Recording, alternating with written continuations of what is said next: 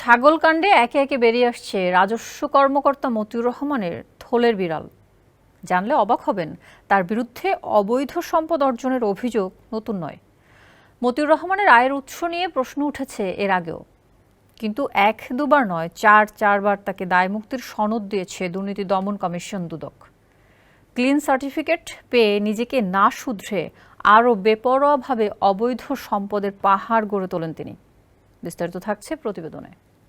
সম্প্রতি 15 লাখ টাকায় কোরবানির ছাগল কিনতে যাওয়ায় বেরিয়ে আসে চেপে রাখা বহু ইতিহাস। জানা যায়, ক্রেতা মুশফিকুর রহমান ইফাত রাজস্ব কর্মকর্তা ডক্টর মতিউর রহমানের সন্তান। দ্বিতীয় ঘরের হওয়ায় নিজের ছেলেকে শুরুতেই অস্বীকার করে বসেন মতিউর। যদিও পরে বাবা ছেলের সম্পর্ক নিশ্চিত করেন ফেনীর সংসদ সদস্য নিজাম হাজারী। যমুনা রেফ্রিজারেটর, খাবার ফ্রেশ তো লাইফ জম্পেশ। ছাগলকাণ্ডে একে একে বেরিয়ে আসে দেশে বিদেশে মতিউর রহমান আর তার পরিবারের নামে গড়ে ওঠা অবৈধ সম্পদের বিশাল পাহাড়, আর তা অর্জনের সব জারিজুরি। জানা গেছে, দুর্নীতি দমন কমিশনও এসব অভিযোগের বিষয়ে বেশ ভালোভাবেই অবগত। সেই সব অভিযোগ তদন্তে টিম গঠনও করা হয়েছে 4 দফা, কিন্তু এর কোনোটি আলোর মুখ দেখেনি। উল্টো এনবিআর কর্মকর্তাকে 4 বার দেওয়া হয়েছে ক্লিন সার্টিফিকেট তথা দায়মুক্তি। ফলে কাগজে কলমে তিনি একজন অতি সৎ ও সাধারণ কর্মকর্তা।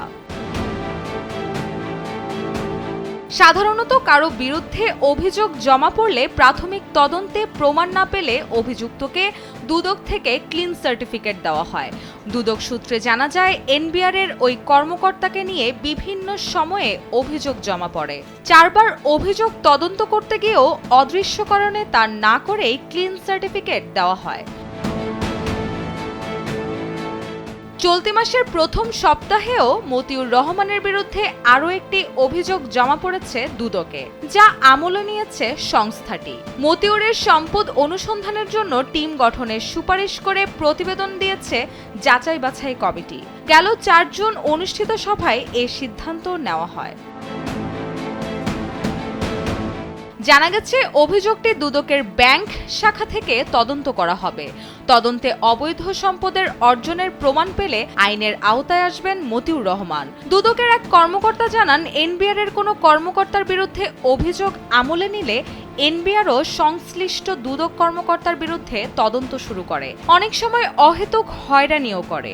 এসব ঝামেলা এড়াতে এনবিআর কর্মকর্তাদের বিরুদ্ধে তদন্তে অনীহা কাজ করে।